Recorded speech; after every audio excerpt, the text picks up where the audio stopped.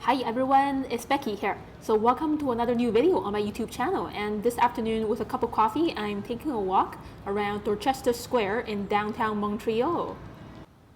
And there's a huge number of squirrels and seagulls in this square.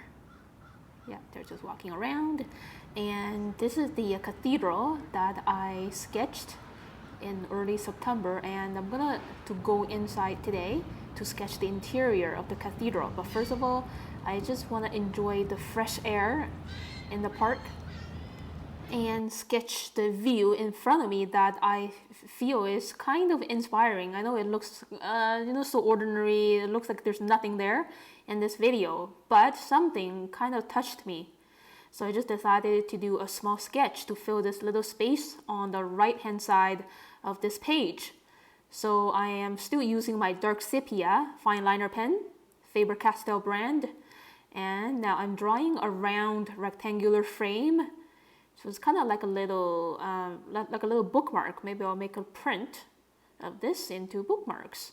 So yeah, so this is like a nice vertical format for my little sketch. I'm planning to finish it in about like 20 minutes. Yeah, so this whole drawing and painting process is going to be in real life speed and pace without any editing. So I didn't take any moment out from this whole filming process. And I'm beginning to draw the left side of the tree. That is the largest right there. And connecting the trunk with the branches and smaller twigs emerging from the branches. And yeah, a lot of gaps in between the branches. And coming down to finish the right side of the trunk, and a little bit in the middle of the trunk there's another pretty large branch sticking up, and another one right beside it, and finishing the bottom of the right side of the trunk. The bottom is just touching the lawn like this. So I know a lot of people are having trouble drawing trees because they tend to get overwhelmed trying to draw every single branch and twig that's on a tree. But for me, as you can see, I just made it pretty simple by just including the branches and twigs that are showing very prominently. And so yeah, the tree in the foreground is done. Now I just added the trees, the two seemingly smaller trees in the background because they're further away, they look smaller. Again, using the same technique, I started with the tree trunk and then connect the larger branches with the trunk and very minimal amount of twigs actually. Yeah, so just like that, it's just kind of following what I see.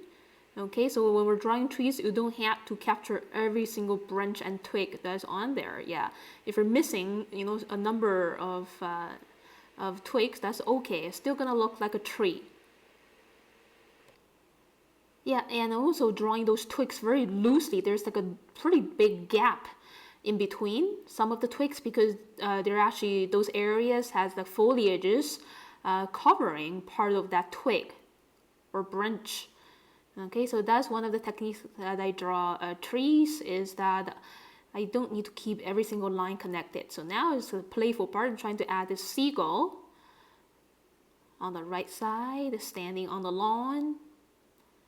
Again, adding humans or animals to a landscape is so much fun. It really adds a sense of proportion to the rest of the things, especially for the tree. The tree now is looking much larger now in comparison with the seagull on the right.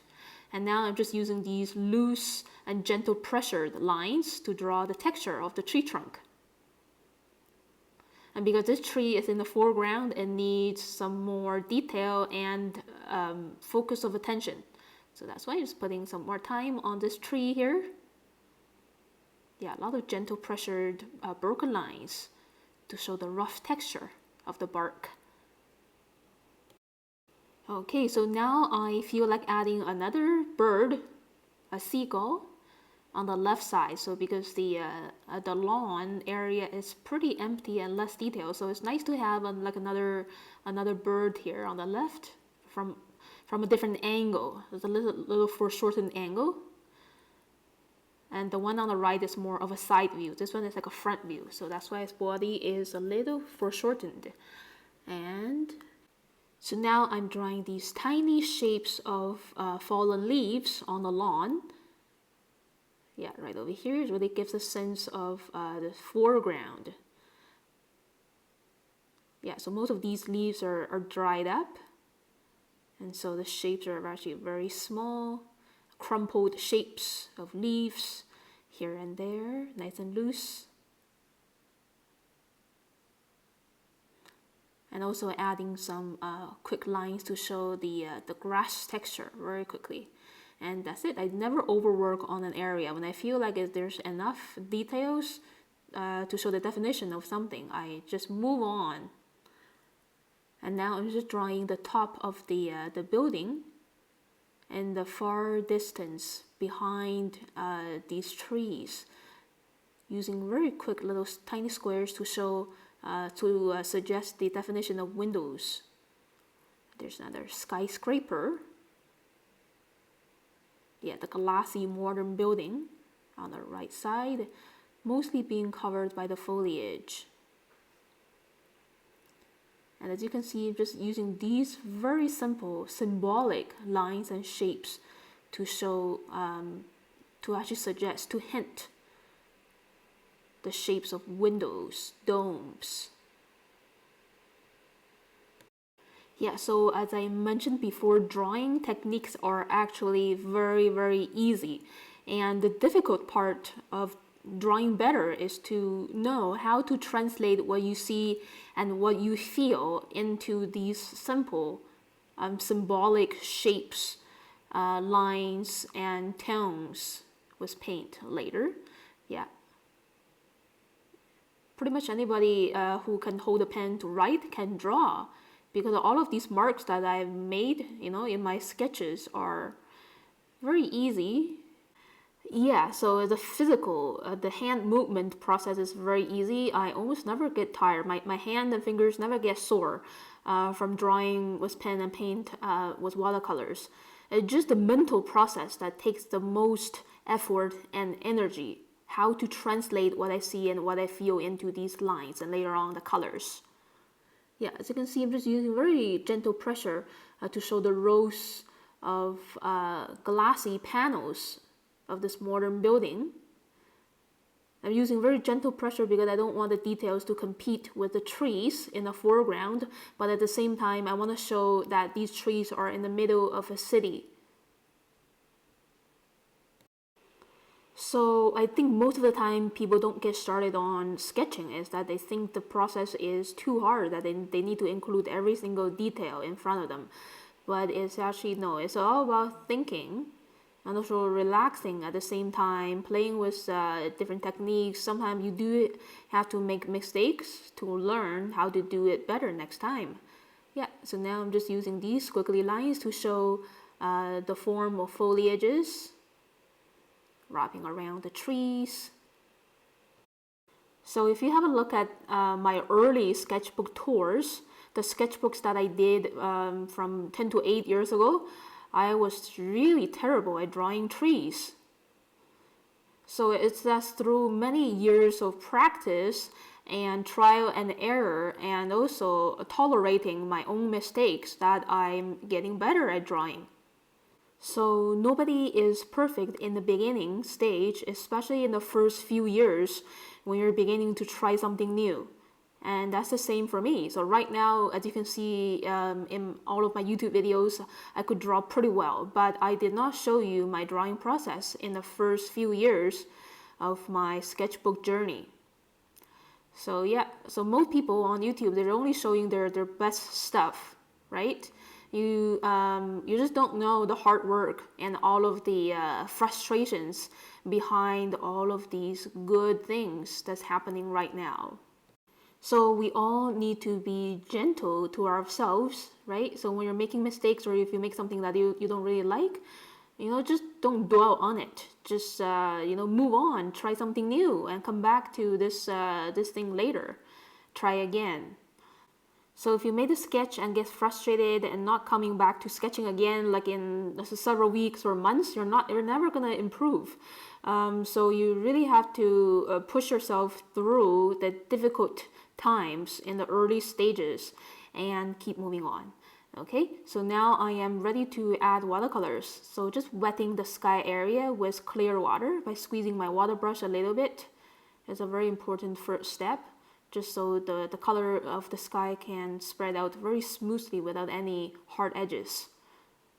Yeah, this is pretty much cerulean blue. Because the water is wet, I don't have a lot of hard-edged brush strokes, but these brush strokes are showing, but in a very soft way. So I'm trying to paint the sky area in between the clouds, and also dragging these colors around so it blends a little bit more smoothly with the water.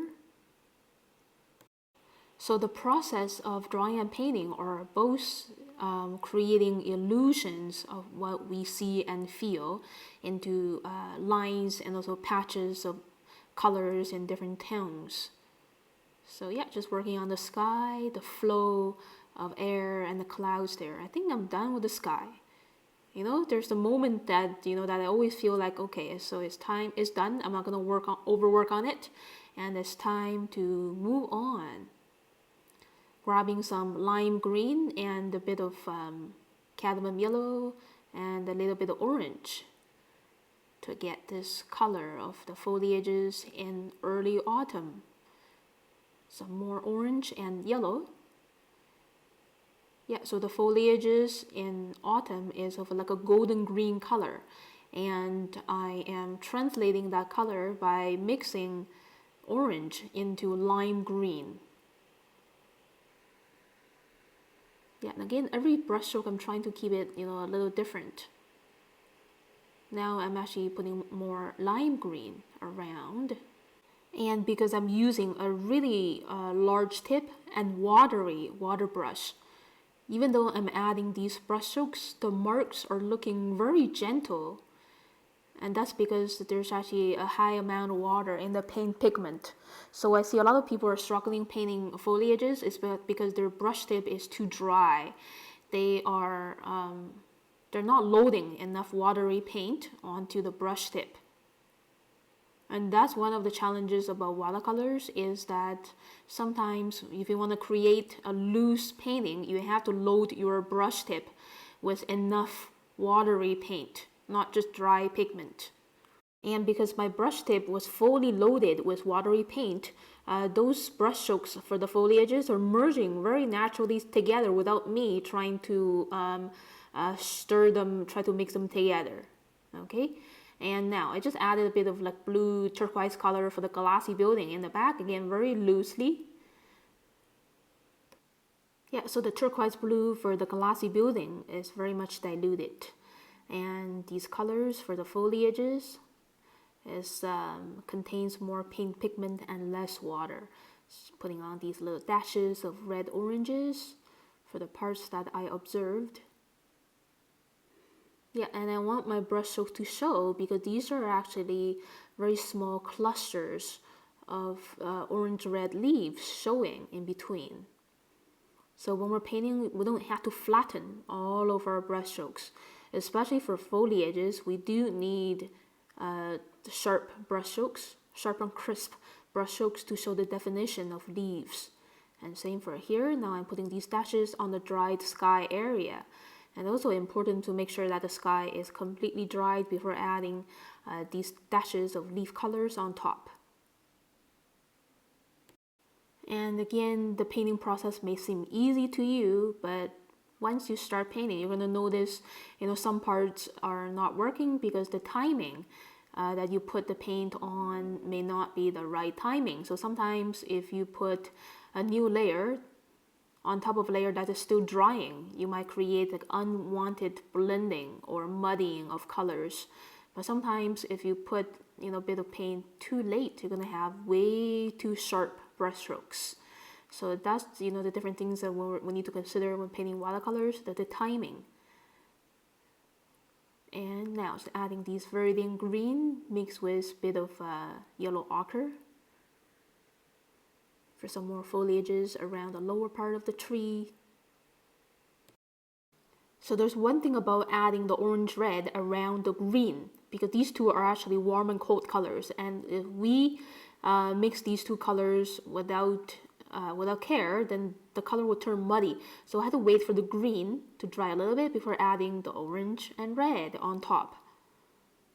And now I'm adding the first layer, the diluted lime green for the grass, and then wet into wet, a slightly darker tone. So there's a bit of dimension for the lawn. Grabbing a little bit leftover color to paint the buildings, which is kind of like a very light brown tone. Yeah, using a leftover diluted brown for these buildings. For this is actually a church here. Brownish gray, and adding a little bit of shade for the side of this church. Yeah, a bit gentle polish here. Yes, nice to leave those buildings there on the bottom nice and bright, and so they can stand out. It helps the foliages to stand out better too without overpainting those buildings on the bottom.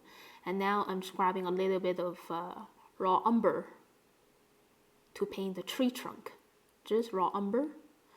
If you don't have raw umber, you can mix a bit of ultramarine blue into the burnt sienna or the brown that we have. So we have this dark tone of brown. Again, just adding this very loosely. It's okay to have a bit of brush marks. It really helps to give a sense of texture for the tree trunk in this case. Yeah, and this is still raw umber, but containing less water and more paint pigment compared to the first layer. This is how we do layering and add definition. And again, don't worry about those brush marks, okay? It really helps to establish the texture for the tree trunk. And when painting almost anything, I like to paint at least 2 layers. So there's a bit of transition of tones, even though I'm using the same color. I want a bit of transition of tones by controlling the amount of water in each layer. So the object, it looks more 3-dimensional and not just, coloring in inside a solid shape. And grabbing a little red orange. Because the paint, the color saturation tend to fade out a little bit after it dries. It's okay. Now I'm just adding a new layer on top containing less water, and the brush tip is also less watery. So the water brush I'm using right now is less watery compared to the Holbein, the blue water brush that I used before. So I'm able to create these crisp definitions of leaves on top.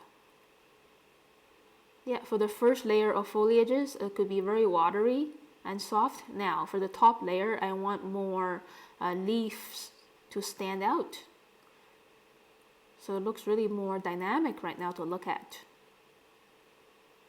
Okay, so now I sense that I need to add some more density for the lawn. So I just grabbed a little bit of lime green and mix it with the viridian green and a bit of yellow, because there's all sorts of colors that I see on the lawn, not just a flat green. And using these loose brush strokes to show the folds of grass around, leaving the top bright. Okay, this is another way to make things look more 3-dimensional, is not to overpaint it. And adding some more sharper blocks of tiny brush strokes to show the glass panels. Yeah, some of these glassy panels have like a darker shade of blue, again containing less water. And grabbing a little bit leftover brown to paint a little shade for the seagull's body. Again, these birds are 3-dimensional. Yeah, part of the body is in shade and part is like in bright, facing the daylight. Adding a bit of shadow underneath their little bodies. And some darker green tones here and there, not too much. just around some gap areas, especially around the bottom of the foliages where the leaves are the most dense.